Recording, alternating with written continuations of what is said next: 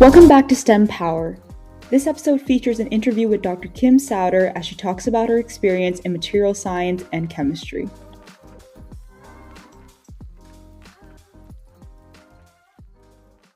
Okay, so our first question is, why are you in STEM? I always really liked STEM. So growing up, I couldn't get enough of it. I take math, I take science. It was just what I liked to do and what I was good at. And if you have a lot of overlap between what you're good at and what you enjoy doing, it's sort of like, why would you do something else? And I was always very curious about things that you would encounter. So like, why is it like that? What happened to it? Like, why does that, is it that works that way?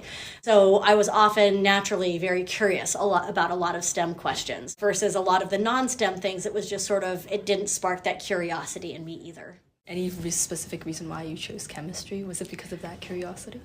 In terms of choosing, my trajectory has been very complicated in that. So if you went back to high school, I was mostly interested in chemistry and somehow wanted to combine that with engineering, and thought that was chemical engineering. I also had taken an astronomy class that I really liked, and so I was maybe chemical engineering, maybe astronomy. So when I started my undergrad, I realized that chemical engineering was not actually what I thought it was. And so I was like, no. And I also realized that to actually do astronomy, it just wasn't learning cool facts about astronomy. And so I didn't want to do the day-to-day of astronomy. So I sort of floundered. And I was forced into taking a geology class. And I had thought I didn't like geology because of a very poor teaching experience in high school. And it was sort of forced upon me. I was basically told I had to pick between two classes, and everybody takes the geology class because the other one was terrible. So I took the geology class because I didn't want to make myself more miserable, and I absolutely loved it. So I ended up getting my undergrad degree in geology.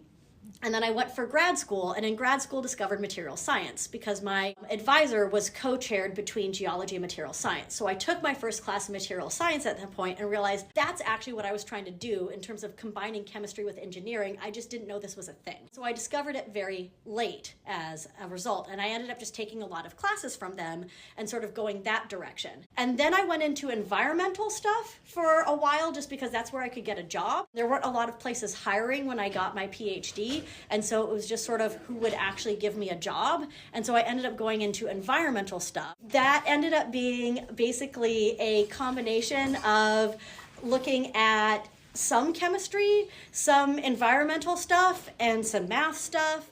They often struggled with things like having people that had very strong math skills in environmental and geology, because a lot of times people that went that direction weren't as strong as math. And so I ended up getting assigned a lot of the mathier or more conceptual or detailed types of situations. And so I ended up doing a lot of the mathier parts of that. And then from there, when I was looking into teaching, well, high schools don't necessarily offer geology, material science, those types of environmental stuff. So it was just sort of, what do I want to do at that point? Chemistry is probably my favorite of the sciences that gets taught in high school.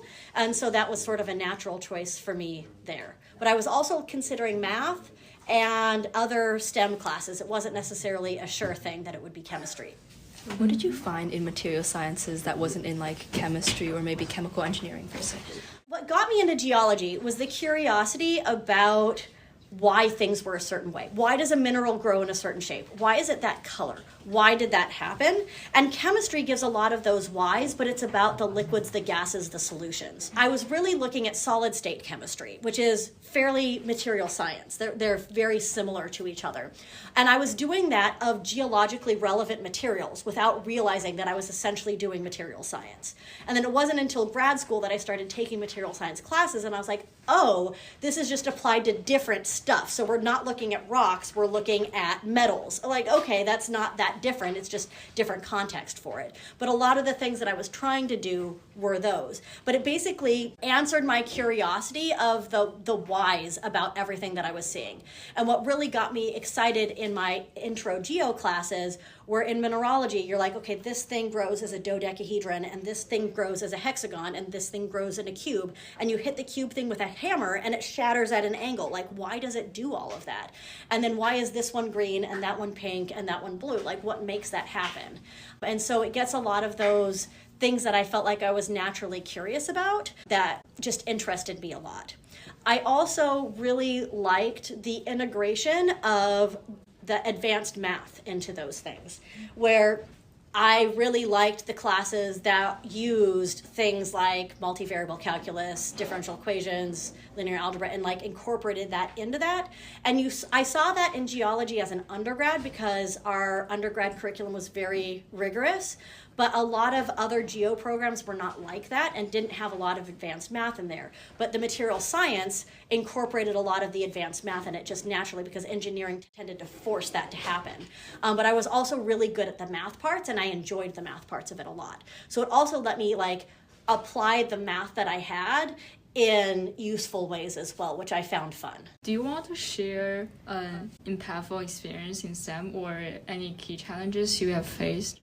So impactful experience, I would say for me, when I look back at what impacted my trajectory in STEM, a lot of it was the teaching, which is actually what caused me to go into teaching eventually, is when I looked back at the things that I liked and the things that I didn't like, it almost always had to do with the teaching. So I had a really great chemistry teacher in high school, and I liked chemistry, and I had a terrible physics teacher, and I was always behind in physics.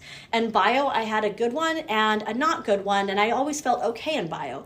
And then when I got into undergrad, I had an amazing geo professor, and that's what caused me to go that direction. And I think in particular, hitting that in the high school level is really your first time seeing it at a real interesting level where it's enough to change people's opinions on it. And I also feel like a lot of STEM teaching in high school, if it's not done well, turns people away from it instead of getting them excited about it.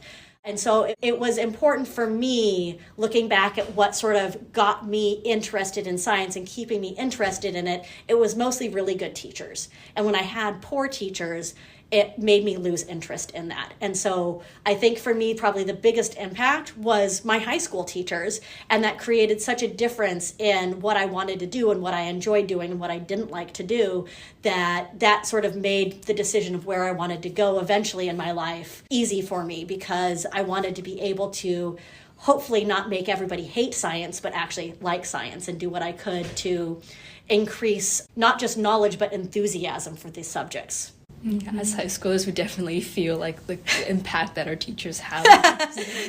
Yeah, and I remember that feeling, and I remember thinking I liked a subject, then taking a class and it was so poorly taught, you're like, well, now I don't like it. And then you take one, it was really good, and you're like, now I do like it. And you're like, I don't understand this. But that, that jumping around, I feel like often it's just you're responding to the enthusiasm, the knowledge. And I also feel like, going back to then the knowledge, is sometimes the people that know things very well can't explain things. And the people that are better at explaining things maybe don't know it at the same level. But having the combination of the knowledge and the skill at explaining can be really challenging to get. And nobody likes something that they don't understand. You could take a student that is super enthusiastic about chemistry and give them poor teaching year after year after year where they don't understand it, and eventually they're going to not like it anymore. So I feel like the ability to not just do complicated things, but explain and teach the complicated things is pretty rare to get. And if that's missing in high school, students just end up frustrated instead of enjoying a subject that they might also be able to enjoy, because nobody likes to do something if you don't understand it. That's just not a good feeling no matter what. Mm-hmm. Do you have a message for younger women or girls looking to pursue a career in STEM? I guess I would just say to stick with it and pick things that you enjoy doing. Have fun while you're doing it. Probably the number one thing that gets you further in STEM eventually is the math. And if the math is not there, it can take some time to get there. But it can be hard to be successful in STEM if you don't have a solid math foundation. And that doesn't necessarily mean you have to be good at it at day one. It just means that you have to get to that point. And the other thing that I will say that sort of adds on to that is, if you're struggling with something now, that doesn't mean you're going to be struggling with it forever.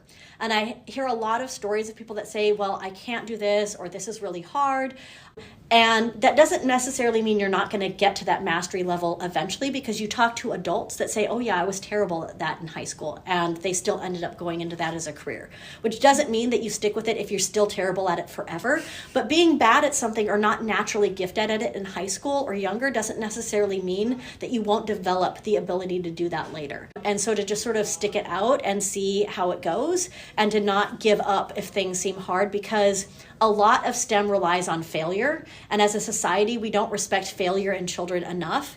And going through that process, you learn more from mistakes and failures than anything else. And no scientist out there will have never had failure happen. And you learn the most from that. And so it's okay to let yourself fail and to go through that learning process. And just because you have stumbles on the way doesn't mean like you can't get that mastery later. Mm-hmm.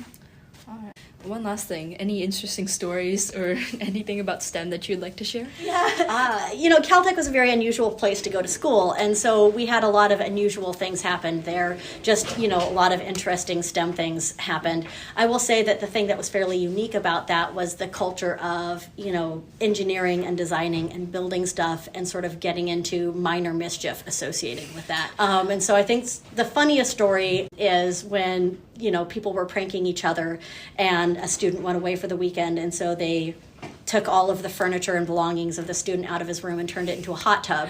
And just the ability to use your creative energy to do things with, they were able to do this. And there's a lot of sort of other related things where people would spend a lot of time engineering, designing things just for fun, and getting to use that as a creative outlet. There was a lot of interesting things that happened at Caltech as a result of excess creative energy and abilities to go and to back that up and go with it. All right, okay, thank you so much. Thanks for tuning in to this episode of STEM Power, and a huge thanks to Dr. Kim Souder for sharing her story. If you have any idea for an episode you'd like to send to the show, please fill out the form in the description. See you next time.